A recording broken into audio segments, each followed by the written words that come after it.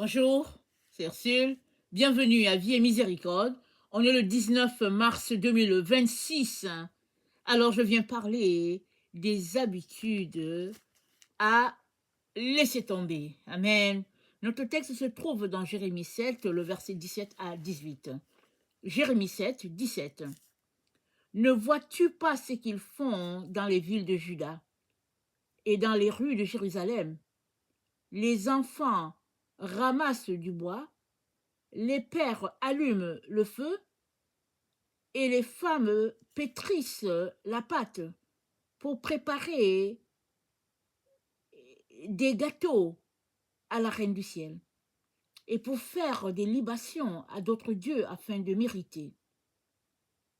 Est-ce moi qu'ils irritent, dit l'Éternel? N'est-ce pas eux-mêmes à leur propre confusion? Amen.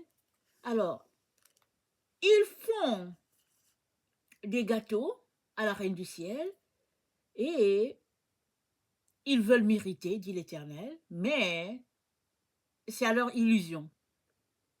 Alors, ça, il s'agit d'Israël qui adorait d'autres dieux et puis qui faisait des sacrifices, c'était dans le temps des sacrifices. Alors, ils allaient, ils offraient des sacrifices à d'autres dieux et puis ils revenaient aussi vers Dieu et tout. Et Dieu voyait tout ça et il parle à son peuple par la bouche de Jérémie et il dit mais au fait, c'est contre eux qu'ils le font. Amen. Et vous savez quoi? On n'est pas différent. On n'est pas différent. Peut-être que on ne va pas chez un marabout, chez un féticheur, qu'on ne va pas lire les horoscopes. Peut-être qu'on ne fait pas ça. Mais combien de dieux ou bien d'idolâtrie y a-t-il dans notre vie? Aujourd'hui, on n'est même plus capable de savoir si ce qu'on fait, c'est de l'idolâtrie ou pas. Il y a des choses qui, par le passé, n'étaient pas acceptées du tout par la société, c'est-à-dire c'était rejeté d'emblée. Mais aujourd'hui, tout est accepté. Et même, au milieu des chrétiens, il y a des choses qu'on ne faisait pas, et aujourd'hui, on les fait parce que, bon, la vie est comme ça. Et puis, on marche tout simplement, clopin, clopin, et puis on est là, ne sachant pas que on est en train de consulter, on est en train de nous verser dans des choses vraiment abominables. Et Dieu dit, est-ce qu'ils méritent? C'est à leur propre confusion. Alors, combien de fois, n'est-ce pas, tournons-nous le dos à Dieu pour notre propre plaisir? Combien de fois tournons-nous le dos à celui-là qui est mort sur la croix pour nous parce que on est déçu, parce qu'on voulait ceci et puis on n'a pas eu, alors finalement on est mécontent, on voulait faire cela et puis on l'a pas eu et puis on est déçu et finalement on s'est détourné de Dieu. Mais qu'est-ce que Dieu dit? Il dit revenez à moi, revenez vers votre Père. Et c'est le message qu'il a pour nous parce que c'est un Dieu plein de compassion, plein d'amour. C'est ce Dieu-là. Et euh, dans, excusez-moi, dans Jacques 4, au verset 8, voilà ce qu'il dit. Dans Jacques 4, on va lire Jacques 4,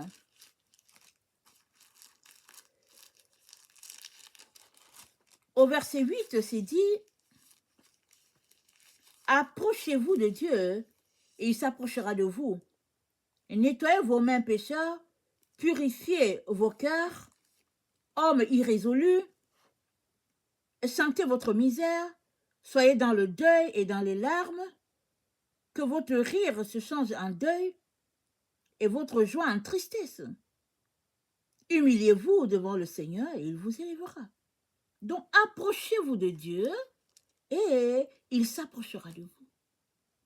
Alors, pour sortir de notre propre confusion, de notre illusion, la solution, c'est de s'approcher de Dieu. Maintenant, combien de fois par jour pouvons-nous nous approcher de Dieu? Quand devons-nous nous approcher de Dieu? Il n'y a pas de limite. Amen. Il n'y a pas de limite. Tu peux t'approcher de Dieu tout le temps.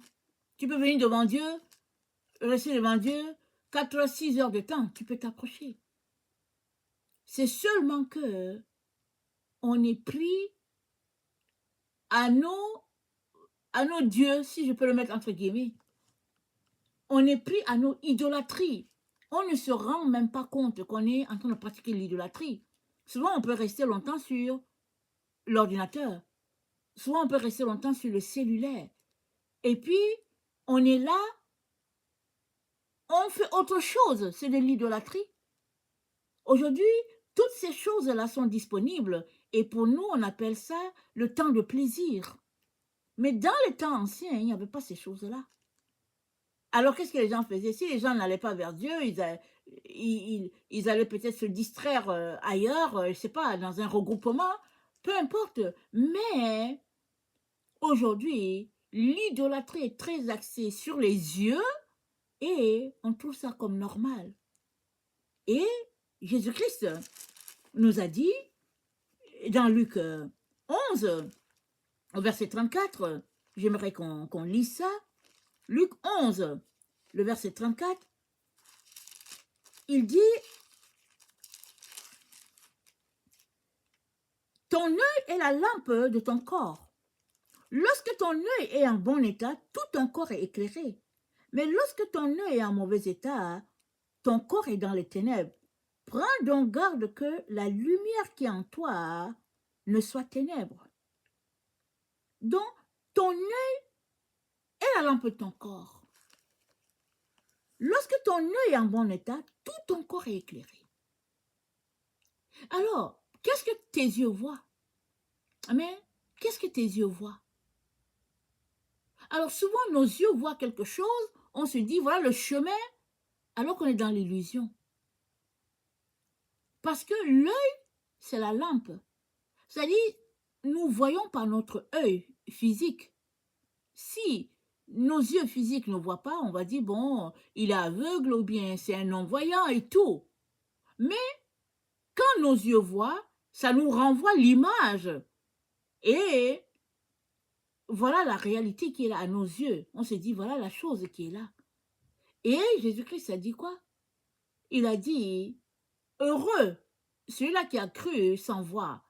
C'est-à-dire, les choses que nos yeux ne voient pas, c'est ça qui nous amène à marcher par la foi, attendant ou bien espérant envers ce Dieu-là. Ce sont ces choses que nos yeux ne voient pas, c'est là que nous devons, n'est-ce pas, nous centrer parce que ces choses que nos yeux ne voient pas sont éternelles. Et les choses que nos yeux voient sont temporelles. Alors, notre Dieu nous dit dans Colossiens 3, au verset 1, je pense, il s'est dit, affectionnez-vous les choses qui sont en haut et non de celles qui sont en bas. Alors, alors que nous nous affectionnons des choses qui sont en haut, alors nous sommes en train de nous intéresser à Dieu, pas à l'idolâtrie. Alors, plus on s'approche de Dieu, plus on va aimer les choses de Dieu, moins on sera intéressé par les choses du monde. Parce que en Jésus-Christ, tout est là. Amen. Tout est en Jésus. Plus tu t'approches de lui, plus tu vas aimer t'approcher de lui. Moins tu t'approches de lui, moins tu vas pas aimer moins tu t'approches de Jésus, plus tu vas aimer les choses du monde. Mais plus tu t'approches de Jésus, plus tu vas aimer Jésus et puis tout ce qui est autour. Et c'est dit que en Jésus-Christ, n'est-ce pas, nous avons tout.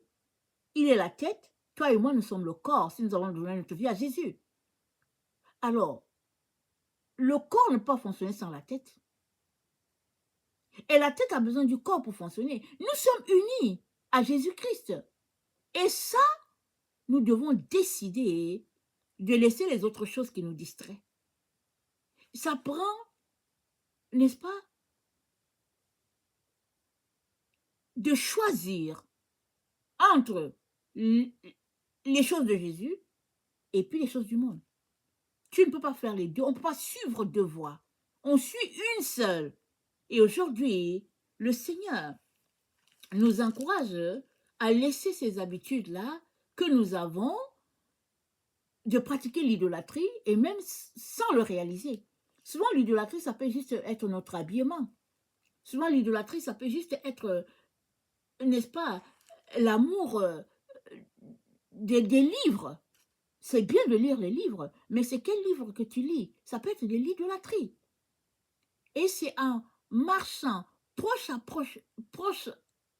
avec Dieu que les choses de la terre vont s'en aller pour faire place à notre Dieu. Amen.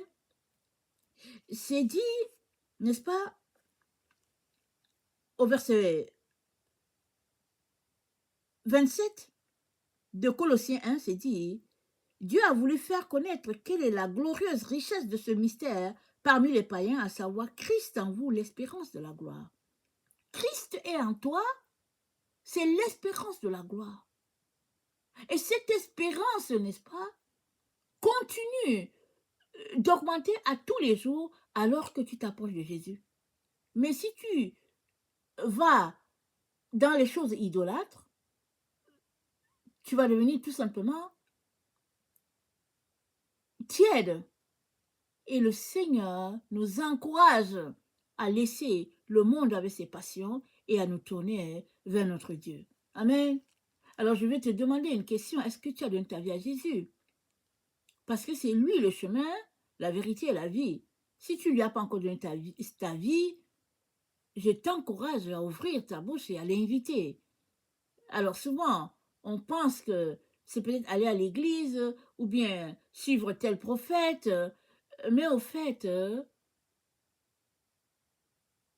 être sauvé, c'est donner ta vie à Jésus. C'est faire de Jésus ton sauveur et ton maître. Et il n'y a personne d'autre qui peut faire ça pour toi. Pourquoi? Parce que Jésus-Christ est mort sur la croix. Il a donné sa vie pour que toi, tu puisses être sauvé. Alors, c'est pourquoi ce n'est que lui seul qui peut te sauver. Et je viens t'encourager parce qu'on est dans des temps assez critiques sur la terre. On voit tout ce qui se passe.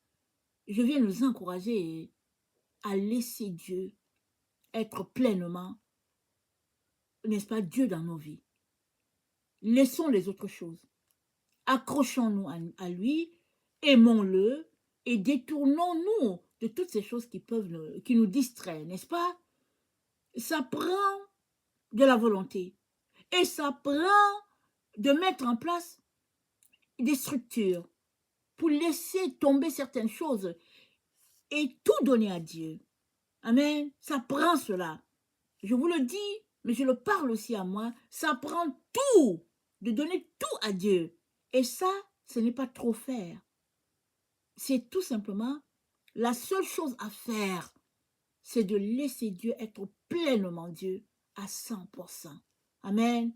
Et toi, étant à son écoute, il va te guider, il va te conduire parce que il va te donner le collier pour tes yeux afin que tu puisses voir comme lui, il voit. Et tu vas laisser toutes ces autres choses-là où tu penses que c'est utile. Par exemple, si tu es quelqu'un qui aime les films et tout, tu vas voir que c'est mieux de passer le temps avec Jésus que d'être en train de regarder les films. Amen. Et ça prend cette consécration de ta part, de donner ta vie à Jésus-Christ et à inviter le Saint-Esprit à venir te conduire, à te transformer, et le Saint-Esprit va t'enseigner petit à petit, va te dire quoi faire, quoi ne pas faire, et l'amour de Dieu va naître en toi, ça sera grandissant, et puis ta vie sera tout simplement le reflet de sa gloire, et tu vas marcher avec Dieu main dans la main jusqu'à ce que tu arrives à la maison du Père le jour où tu verras Dieu face à face. Amen. Que le Seigneur bénisse sa parole et que sa joie soit notre force en ce jour. Amen. Alléluia. Amen.